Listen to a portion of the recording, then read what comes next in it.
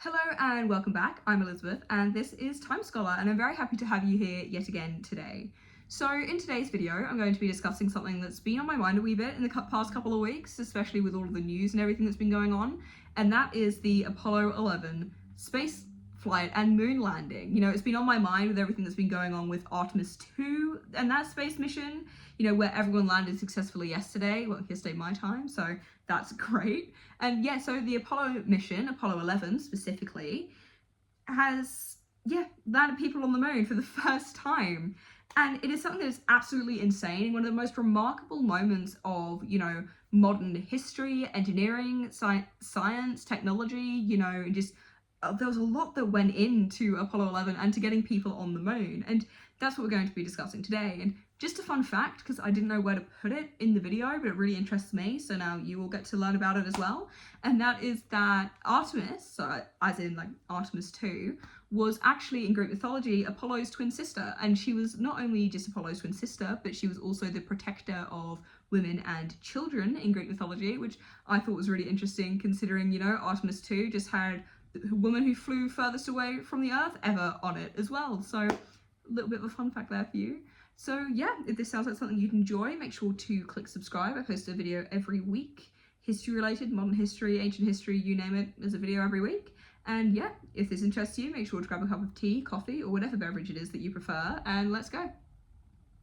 In order to understand Apollo 11 and everything that came with Apollo 11, you do really need to discuss the historical landscape around really the beginning of the space race and everything as well. So long before Apollo 11, there was already a space race happening. Not only were the USA heavily involved, but so were the USSR, so the Soviet Union. And in October of 1957, the world changed as the first ship made it to space. The launch of Sputnik 1 by the Soviet Union not only got something to space for the first time in, you know, out of Earth's orbit, but also ignited a new era of competition. Suddenly, somebody had got something to space. It wasn't in the realm of impossibility anymore. And for the first time in history, an artificial object was circling the Earth, which was not only a scientific breakthrough, but a really large geopolitical change and shift. Because at this time as well, the Cold War was happening. So by the USSR getting Sputnik 1 up into space, the world had its eyes on space, and space became a new, really, section of rivalry within the Cold War as well. Suddenly, technological advancement and ideological power were inseparable. They came hand in hand. And that's really where the space race really kicked up a notch. It became important there that whoever got to space first, well, not first, but, you know, landed a man on the moon, for instance, first, that was really important now. And in a weird way, it really leans into the Cold War there as well. So just weeks after this, there was actually another step forward again by the Soviet Union, who sent Sputnik 2 into space. Aboard Sputnik 2 was a dog, a stray called Laika, who was sent into orbit. And Laika actually became the first living creature to circle the Earth. And Laika's mission let the world know that a being could survive weightlessness and, you know, getting up into the Earth's orbit and all of that comes with actually going to space, and really helped open the pathway into human space travel. Devastatingly, Laika did not survive this trip, and her death was actually concealed for a period of time as well from people. And early space travel, and especially the story of Laika, really does bring to the forefront of the mind that it was triumphant, and without the early space travel, things like the Apollo 11 mission wouldn't have happened and everything else that NASA continues to do today. But there was also a level of loss that came with space exploration. And after this was actually the first human journey into space in April of 1961. So on board Vostok 1 was Yuri Gagarin, again, the Soviet Union, and he became the first human to go to space. His flight lasted 108 minutes, so just short of 2 hours, and the impact was immense. At this point, the Soviet Union was now clearly at the head of this space race, with this really intensified American fears as well, because again, the Cold War was happening, so not only were they now scared of being technologically inferior in an advancing Cold War, but they were also scared that they weren't going to get to the moon first. But no worries, because this was the same year, 1961, that the Americans sent somebody to space for the first time, and that was Alan Shepard. and he was the second man ever in space and first American in space. And in this same year of May 1961, the USA came out with an incredibly bold comment from John F. Kennedy himself. He said, "America, we will put a man on the moon before the decade is out." Very large promise, considering no one had been onto the moon yet. They literally just had 2 men in space for the first time, and the US had not really started to explore space much at this point either. And in 1963, France actually also took a step into this space race, and they got involved. They sent a cat to space. So Felicity was a Parisian cat who became the first and only cat launched into space in October of that year. They did actually gather together 14 cats for this experiment, but she is the only one who ended up going up into space. She had electrodes implanted in her skull to monitor the neurological activity throughout the spaceflight, and she did survive. She survived this spaceflight. She came back down to Earth, and she was unfortunately euthanized only 2 months after her return so that they could examine her brain, which I've got some feelings about. But again, it links back to, the unfortunate death of Lake of the Dog as well, and how there was sacrifice at the forefront of the space race. And at this moment, the challenge was on. It was the race to the moon. The technology wasn't there yet, and the methods were untested. John F. Kennedy really came out with this massive promise with not much backing at this point in time. Before the moon could be reached, there had to be a larger understanding of space. And for the US, this was the Gemini program. So the Gemini program was set up as a way to kind of combat all of the issues that they were having with spaceflight. They needed a way to solve the fundamental problems of it all as well. And this really started with Gemini 3 in 1965. Prior to that, there had been Gemini 1 and 2, but Gemini 3 was the first crewed space mission at this point in time of the Gemini program.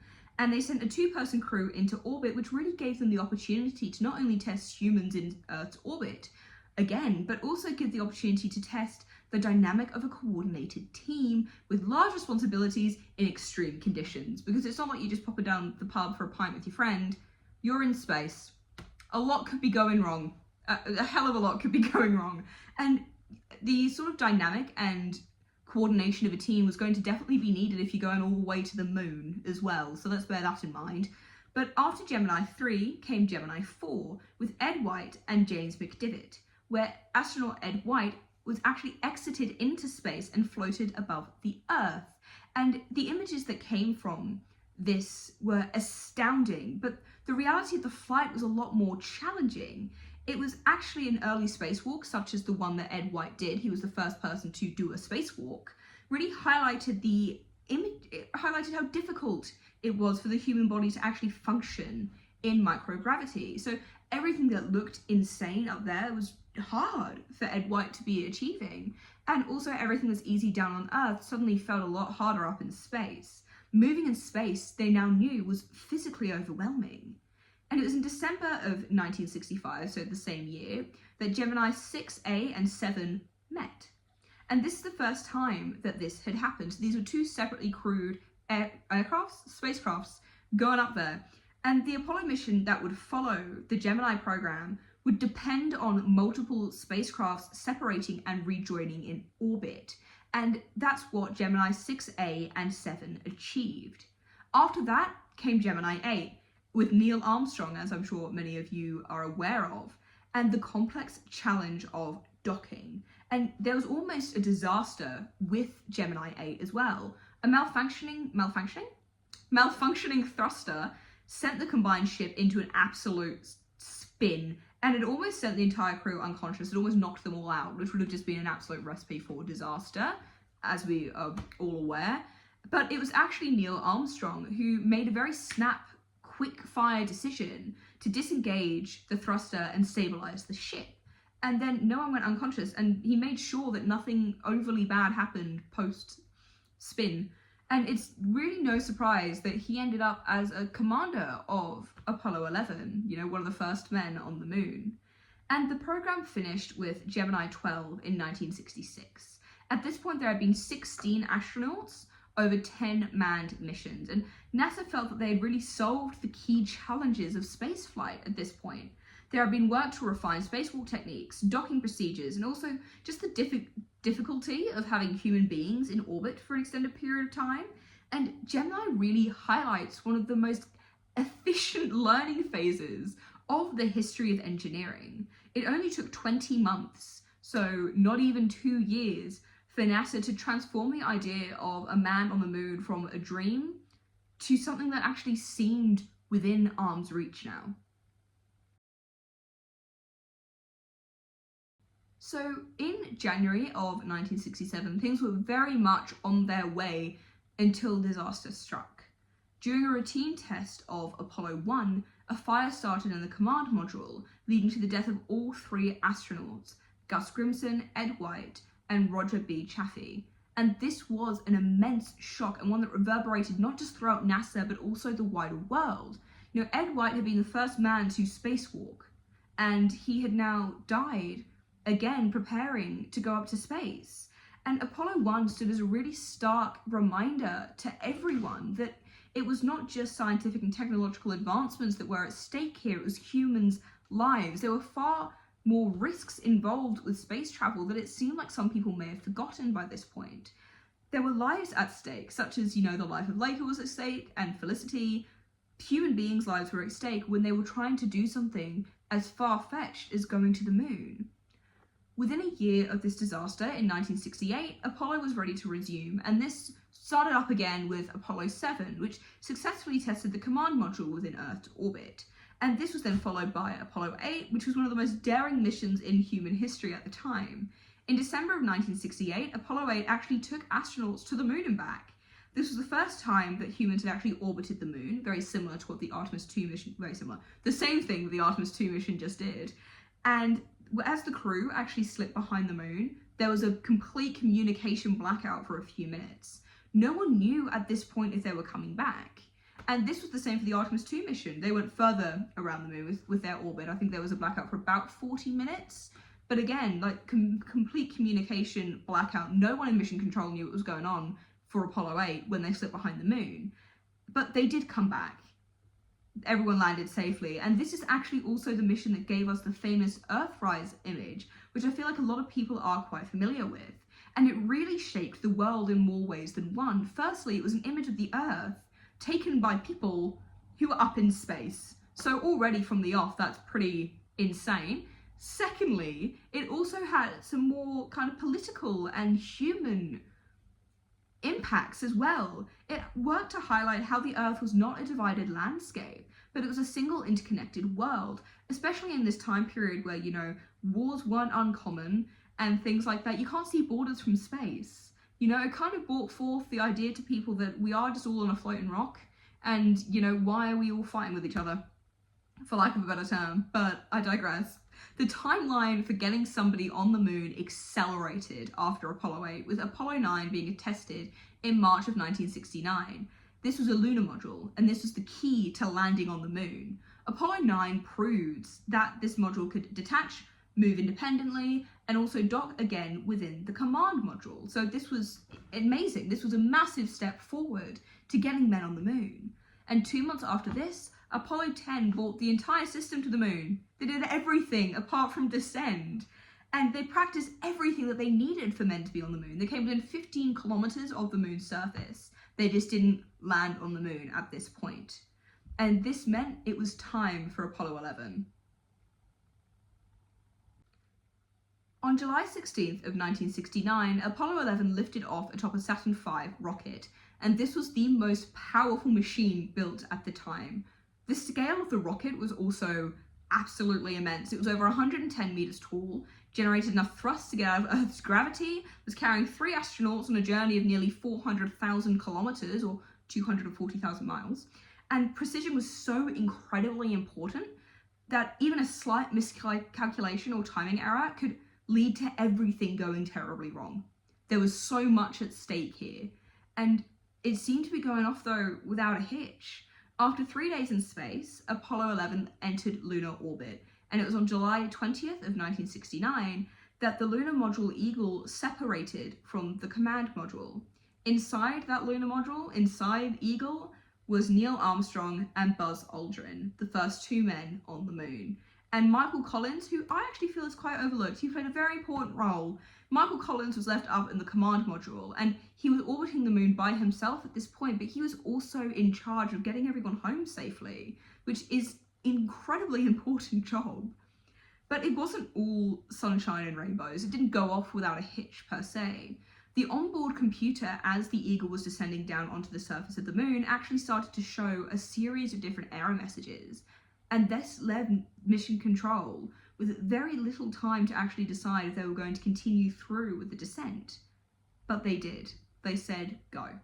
And as they got closer to the surface of the moon, things weren't over yet. Things were still not going too great, because it was clear that their designated landing zone was just not going to work. It was covered in rocks and craters, and it was just not going to be a safe place to land. And instead, Armstrong actually guided Eagle himself to a safe place to land with what they believed to be maybe only 30 seconds of fuel left. So that's great. Scary, but incredible, job well done. And this is when first of many famous lines that were said on the moon came out, which were, "Houston, Tranquility Base here, the Eagle has landed." And hours after this, Armstrong stepped onto the surface of the moon, saying probably the most famous line that has ever come out of any moon exploration, to be honest, which was, "One small step for man, one giant leap for mankind." And he was shortly joined by Aldrin, where the pair spent just over 2 hours on the surface of the moon. They conducted experiments, collected samples, planted the American flag, and honestly, they just had a good time, because who wouldn't have a good time if you're literally on the moon? If you're scared of heights, maybe, but other than that, I'd be having a ball of time up on the moon. I'd love it. And the fact that Apollo 11 actually succeeded with, in the grand scheme of things, very minor difficulties at every single stage is really one of the most remarkable events in human history. There was far more that could have gone wrong here than could have gone right, really. And on July 24th, 8 days after their initial takeoff, the crew returned to Earth, splashing down in the Pacific Ocean. And Apollo 11 didn't mark the end of the journey to the moon. There have been many lunar missions since, the most recent being Artemis 2, as I've referenced throughout this video, with whose crew landed back on Earth just yesterday. You know, from Sputnik 1 through to Artemis 2, Apollo 11 is incredibly important here as well. You know, it was the beginning of really moon exploration and space exploration as we know it. In the decades that followed Apollo 11, human space exploration really shifted direction here. The urgency of the Cold War diminished and attention turned towards, you know, long-term presence in space. You know, what can humans do if they could, you know, set up civilization on the moon, for instance? You know, I don't know if that's what they were thinking, first thing that came to my mind, but, you know, to space stations that we now have, like the International Space Station as well, to robotic exploration of distant planets like we've now had with the Mars rover. And today, again, the moon is a destination. You know, Artemis 2 just went around the back of it, and they were laying groundwork for future landings.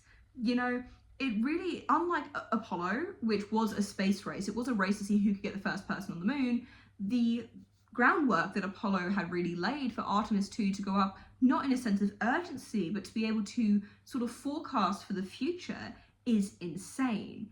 And the story of Apollo 11 is not confined to the past whatsoever. It continues to shape the future of space exploration. Like, even my dad, he told me that he watched it. He still talks about it to this day.